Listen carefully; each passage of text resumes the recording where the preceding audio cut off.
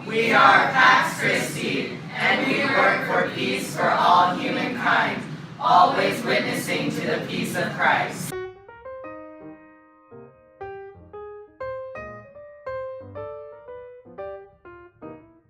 After World War II, tensions remained between France and Germany, and they had been killing one another by the millions, yet they professed the same faith and celebrated the same Eucharist.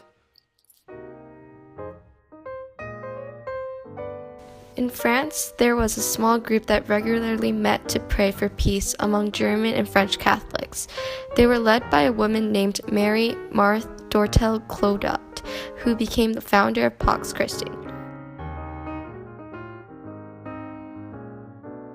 This small group of people were the first Pax Christi, which was established in 1945.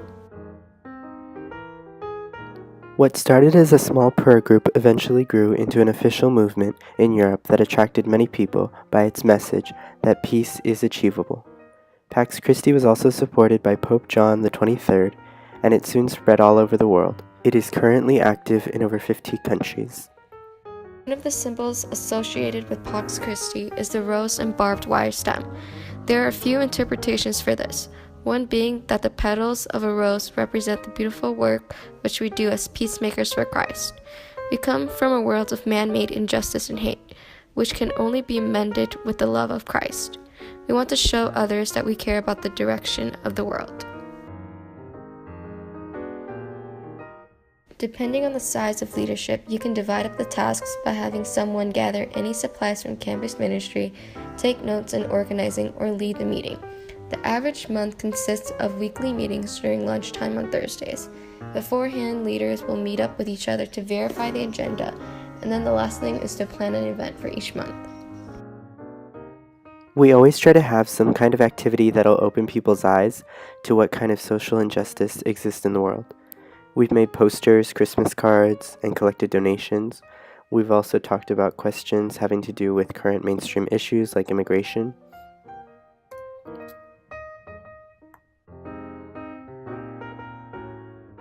Planning an event is pretty simple. You have to know what kind of action you're willing to take, whether it be prayer, protesting, or outreach.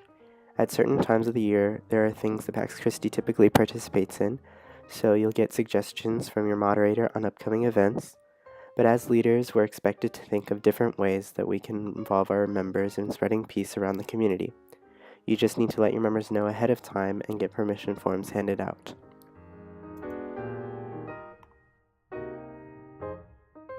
St. Camillus is one of the biggest supporters of Pax Christi in Los Angeles, so their website is a great resource for discovering events and finding out what topics the larger Pax Christi community is advocating for. During one of our first meetings, I just had everyone ask themselves of who in this world is in need of mercy. Frankly, the list is endless, but with this starting point, you can ask yourself, where are we really needed, and how can we help some of these groups who are suffering?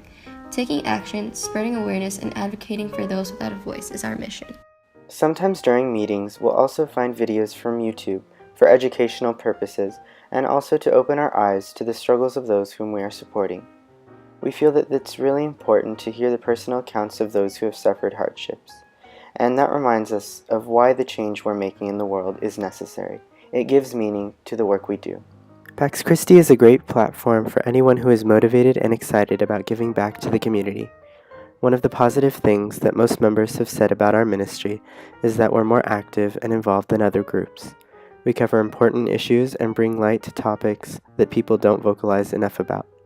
Those who've joined us recognize that we genuinely care about serving others, and that's really the essence of leadership. We are the peace of Christ, and we don't hesitate to go out and make a difference.